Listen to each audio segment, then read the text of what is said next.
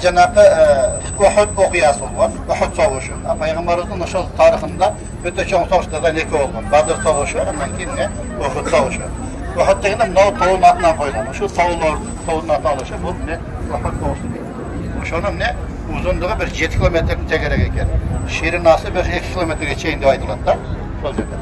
Анан бул жерде пайгамбарыбыз менен ошол мусулмандар менен кафырлар согушкан. Kafirler savaşkanda bir 50 kişini cağaçılar deyip durup, buna döngsöğünü gördüğünüzler ama arka jaqtagı. Şu döngsöğünün üstünde 50 cağaçını çıkarıp koyar. Bu ne? Cağaçılar döngsöğüsü de atılır. Oşul içinde geçti o. Oşul yerde Peygamber aytkan, biz oşul yerde soğuşamız deyip, eğer de biz ölüp, oşul bizden söğüktörü yerine kalıp, kuzgunlar cep başlasa körüp dursanar dağın oşul yerde düşme göre deyip, karasanar. Şuncalı dengelde, jetekçiге, amirge, başı yüğünün berekesi başkaça olur. Ошондон кийин бул жерде эмне кылды? Жанакы жерге келип туруп элдер согушту. Согушканда мусулмандардын арасынан 70 адам шейит кеткен да. 70 адам шейит кеткенде мусулмандар биз жеңдик деген ой менен жанакылардан түшкөн олжолорду алып баштайт. Олжолорду алып баштаганда бар адамдын жүрөгүндө байлык болот экен да. Элдер аса биз ошо байлыктан калып кетебиз деп, бул жаачылар дагы түшүп кетет ошол жакачы. Карасаңдар жанакы түшкөн олжолорду теребиз деп. Ошондо кафырлар качып кеткен болот. Elder bu жерде карап туруш керек даларды. Ошондо дейт, булар акырын барып айланып келип, артынан келип туруп, мусулмандарды ошондо жеңип алган. Ошондо пайгамбарыбызды баарысы кетип калып туруп, ошол бир аял коргогон, элестетип, ошол пайгамбарыбыздын жанында 2-3 эркек, бир аял коргогон, ошондо пайгамбардын тиши сынган да.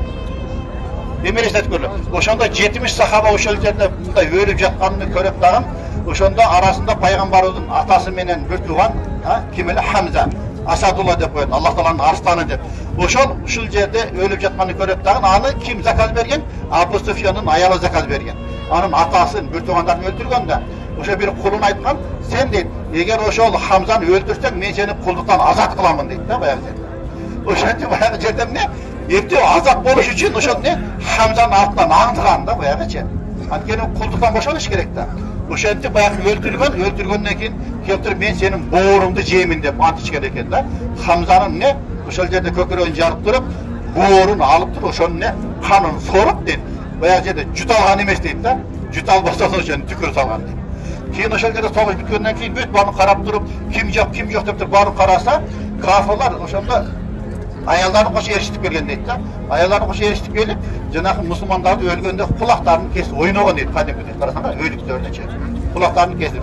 Ошондо Пайгамбар Хамза радиаллаху анху өзүнүн амекисин издейт. Каякта деп караса, ошо боору жок экен да. Боору жок экен. Бул Хамзанын боору жок экен. Боорун тапкыла дейт да. Анан издеп алып туруп караса, ошо чаңдын арасында жаткан Хамза радиаллаху анхунун боорун таап келет. Боорун таап келсе караса, боору бүт тешилип калган дейт да баягы жердечи. Боору тешилип калган экен.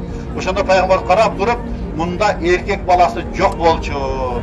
Ошо эркек баланын кайгысы турбайбы деген да баягы жерде карасаңар, эркек балалы болсом деп кайгырып, бул баланын дагы бир багы бир башкача болот экен да.